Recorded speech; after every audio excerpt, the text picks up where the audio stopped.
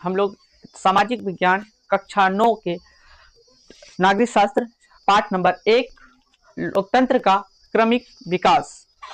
सबसे पहली बात कि नागरिक शास्त्र होता क्यों है, क्योंकि हम नागरिक शास्त्र पढ़ रहे हैं। तो नागरिक शास्त्र होता क्या है? नागरिक शास्त्र एक ऐसा विषय है जो हम सभी को एक अच्छे नागरिकता का अध्ययन कराता है। तो नागरिक शास्त्र क्या है? एक ऐसा विषय है जो हमें अच्छे नागरिक होने का अध्ययन कराता है तथा मौलिक कर्तव्यों और मौलिक अधिकारों के बारे में ज्ञान कराता है। इसे हम नागरिक शास्त्र कहते हैं। इसके बाद है क्या कि नागरिक शास्त्र के जनक क्या किसे कहते हैं या पिता किसे कहते हैं? दोनों क्वेश्चन सेम है, भाषा का जैसा अंतर हो गया है। नागरिक शास्त्र के पिता या यहाँ पे ये भी हो सकता है कि नागरिक शास्त्र के जनक। यहाँ पे ये भी पूछा जा सकता है आपसे, नागरिक शास्त्र के जनक किसे कहते हैं या कौन है? तो नागरिक शास्त्र के जनक जो है अरस्तु को कहा जाता है और ये यूनान के निवासी थे। इतनी बातें समझ में आई और आगे देखते हैं कि लोकतंत्र क्या है। लोकतंत्र एक ऐसी शासन प्रणाली है जिसमें जनता स्वयं अपने प्रतिनिधियों के माध्यम से खुद के ऊपर शासन करती है, उसे लोकतंत्र कहते हैं। लोकतंत्र एक ऐसी शासन प्रणाली है जिसमें कि क्या होता है कि लोग अपने प्रतिनिधियों के माध्यम से, अपने लीडर के माध्यम से अपने ऊपर ही शासन करती है, इसे ही लोकतंत्र कहते हैं। इसी तरीके से अभी लोकतंत्र में किस तरीके से संघर्ष हुआ, क्या लोकतंत्र की स्थापना एक बार में ही हो गई या इसमें कुछ संघर्ष हुआ, इन सब चीजों के बारे में इस पूरे पाठ में हमको पढ़ना है। पाठ का नाम क्या है कि लोकतंत्र का क्रमिक विकास, इसी में पढ़ना है। तो हमने दो चीजें जान ली, नागरिक शास्त्र किसे कहते हैं और लोकतंत्र क्या है। इसके बाद इस चैप्टर में 100 साल के बीच में क्या हुआ, लोकतंत्र में किस तरीके से संघर्ष रहा, इसके बारे में पढ़ेंगे। और इसमें दो देशों का जिक्र किया गया है इस चैप्टर में। पहला है चिली और दूसरा है पोलैंड। इन दो देशों के बारे में जिक्र किया गया है जो इस चैप्टर में है। आगे देखेंगे, टॉपिक की ओर बढ़ते हैं और नेक्स्ट टॉपिक में हमारा आता है चिली की कहानी। क्या है इस देश की कहानी? चिली देश की कहानी। नेक्स्ट टॉपिक हमारा रहेगा चिली देश की कहानी, जिसमें कि दक्षिण अमेरिका महाद्वीप का एक छोटा सा देश जिसका नाम चिली है, वहां पे किस तरीके से लोकतंत्र की स्थापना हुई, पुनः स्थापना हुई, वो देखते हैं। सबसे पहले बात करते हैं दक्षिण अमेरिका का एक छोटा सा दक्षिण अमेरिका महाद्वीप का एक छोटा सा देश जिसका नाम चिली है, जहां पर एक व्यक्ति होते हैं आयंदे, सल्वाडोर आयंदे। पूरा नाम उनका है सल्वाडोर आयंदे। वो एक पार्टी की स्थापना करते हैं जिस पार्टी का नाम होता है सोशलिस्ट पार्टी, ठीक है। और चिली में 1970 में इस राष्ट्रपति का चुनाव हो रहा होता है और 1970 में राष्ट्रपति के चुनाव में पॉपुलर यूनिटी नामक संगठन का नेतृत्व करते हैं। कौन? तो सल्वाडोर आयंदे। और वो आयंदे राष्ट्रपति बनने के बाद 1970 में वो राष्ट्रपति बन जाते हैं। 1970 में जब चुनाव होता है चिली में, तो वहां के राष्ट्रपति बन जाते हैं सल्वाडोर आयंदे। और वो कुछ कार्यक्रम चलाते हैं इस पार्टी के साथ मिलकर, पॉपुलर यूनिटी नामक संगठन से मिलकर एक कार्यक्रम चलाते हैं, सामाजिक सुधारों कार्यक्रम चलाते हैं, जिसमें कि वो करते हैं मजदूरों की दशा में सुधार करते हैं। कार्यक्रम में क्या सब होता है कि मजदूरों की दशा में सुधार, शिक्षा प्रणाली में सुधार, अनेक प्रयास करते हैं। शिक्षा प्रणाली में भी सुधार हो, इसके लिए भी अनेक प्रयास करते हैं। मजदूरों की दशा में सुधार हो, उसके लिए भी वो प्रयास करते हैं। और भी अन्य कार्यक्रम चलाते हैं जिसमें कि वो बच्चों को मुफ्त दूध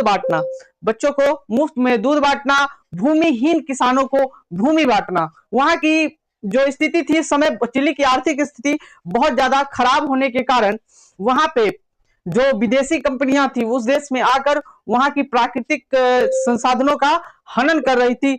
और क्या कर रही थी कि वहां से प्राकृतिक संसाधन जैसे कि तांबा जैसे प्राकृतिक संसाधनों को वहां से ले जाके अपने देश में बहुत ही महंगे दामों में और बहुत ज्यादा मुनाफा कमाती थी।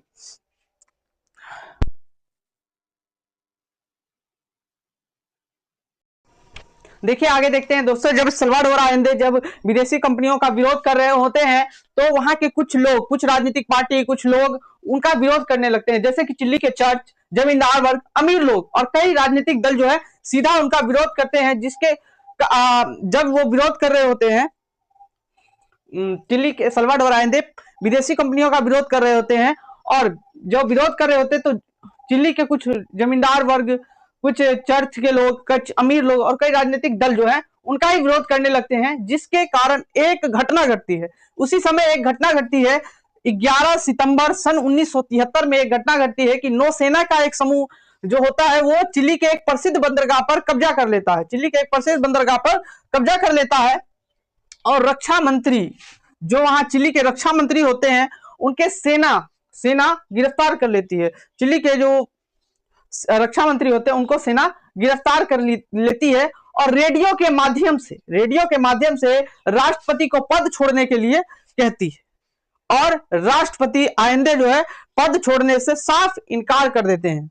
राष्ट्रपति सल्वाडोर आयंदे वो जो होते हैं वो साफ मना कर देते हैं कि हम इस पद को नहीं छोड़ेंगे। और वो कुछ 2-4 शब्द भी पद छोड़ने से पहले कुछ संदेश देते हैं, जो कि मैं आपको बताता हूं कि इस प्रकार वो संदेश देते हैं कि मेरे मुल्क के मेहनत मजदूरों, चिली और इसका भविष्य बहुत अच्छा है। ये जो मैं अभी बोल रहा हूं ये सल्वाडोर आयंदे ने उस समय कहा था कि मेरे मुल्क के मेहनत मजदूरों, चिली और इसका भविष्य बहुत अच्छा है।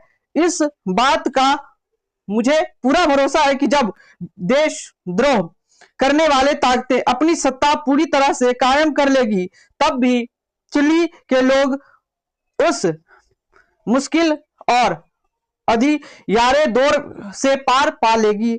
इस बात का उनको यकीन था कि जब ये लोग अपनी सत्ता पूरी तरीके से अपना सत्ता कायम कर लेंगे चिली के ऊपर, तब भी वहां के लोग उस अंधियारे से बाहर निकलेंगे। और हमें यह कभी नहीं भूलना चाहिए कि देर सवेर स्थिति बदलेगी। और उनको यह भी पता था कि देर न सवेर ये स्थिति जरूर बनेगी और जिसमें आजाद लोग एक बेहतर समाज का रचना करेंगे और देश को आगे बढ़ाएंगे। चिली जिंदाबाद, चिली वासियों जिंदाबाद, मजदूर जिंदाबाद। ये सब जितने भी शब्द हैं ये सब कहा गया है सल्वाडोर आयंदे ने कहा है अपने देशवासियों से जब पद छोड़ने के बाद। ये आखिरी शब्द बोलते हुए वो अपने पद से इस्तीफा दे देते हैं। और तभी ही सन 1973 11 सितंबर सन 1973 को जनरल अगस्तो के नेतृत्व में विरोधी सेना के गुट ने अमेरिका सरकार के सहयोग से चिली की सत्ता पर अधिकार कर लिया। अब क्या होता है कि 1973 में ही 11 सितंबर 1973 में ही अगस्तो नाम के सेना के हेड जनरल अगस्तो के नेतृत्व में अमेरिका की सहायता लेकर चिली के सत्ता पे क्या कर लेते हैं, अपना सत्ता कायम कर लेते हैं। और उसके बाद राष्ट्रपति आयंदे की हत्या करवा देते हैं। तो चिली पे एक ही डेट में 2-3 काम हुआ। पहले तो सल्वाडोर आयंदे ने 1973 में ही अपने पद से इस्तीफा दे दिया। वो राष्ट्रपति कब बने थे, तो 1970 में वो राष्ट्रपति बने थे। 1970 में राष्ट्रपति बनते हैं 1970 में राष्ट्रपति बनते हैं और 1973 में वो इस्तीफा दे देते हैं, क्योंकि वहां के सेना ने वहां पे कब्जा कर लिया था और बोला था कि इस्तीफा दे देने के लिए अपने पद से, नहीं तो वहां के रक्षा मंत्री को सीधा सीधा मार दिया जाता। ये राष्ट्रपति कभी नहीं चाहता है। तो 1970 को वो राष्ट्रपति बनते हैं और 11 सितंबर 1973 को उनकी हत्या कर दी जाती है सेना द्वारा, जनरल अगस्तो के द्वारा, अमेरिका की सहायता लेकर। ठीक है, आगे की चर्चा के लिए नेक्स्ट पार्ट में हम बात करेंगे। नेक्स्ट पार्ट आगे हम पढ़ेंगे। नेक्स्ट पार्ट अभी तक मैंने जो पढ़ाया है आपको कैसा लगा इसको कमेंट में जरूर बताइएगा। और क्या इसमें सुधार करने की जरूरत है, क्या आपको क्लास से समझ में आ रही है, देखते रहिएगा। Thank you.